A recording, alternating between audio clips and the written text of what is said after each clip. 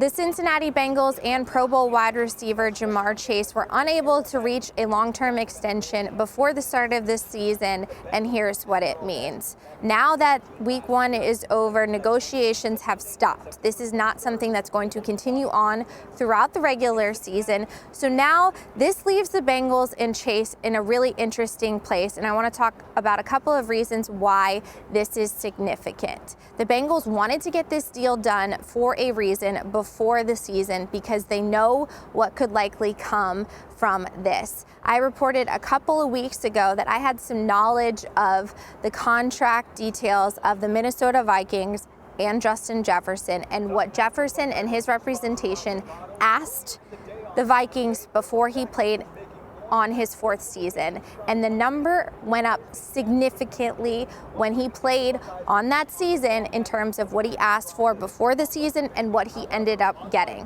So for the Bengals and Chase, this is all about money. That's the holdup here, or else the deal would be done. You read the tea leaves. If the Bengals gave Chase an offer that he felt like matches what he feels he's valued at, then this deal would be done. So clearly it's not there, and this is now going to potentially cost the Bengals more money. So that's why it's significant, because if they weren't able to get there this year, the price tag is likely only going to go up from here. But also, there's the whole part of managing the player relationships part of this. After the game today, Ja'Marr Chase, he was not happy, and you could tell he was frustrated, and he is frustrated with the situation. He said the Bengals were close on Friday. They weren't able to get it done before the season, and you could tell by his answers. And he went out there today, played sick, without a contract. He showed his team, hey, I want to be there. I want to make plays. I want to help this team win.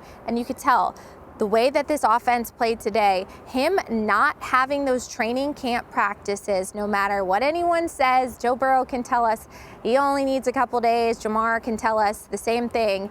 At the end of the day, those practices matter, or else you'd see more players sitting out during training camp. The Bengals offense didn't look explosive. They had no rhythm in the passing game, and you didn't see many deep shots.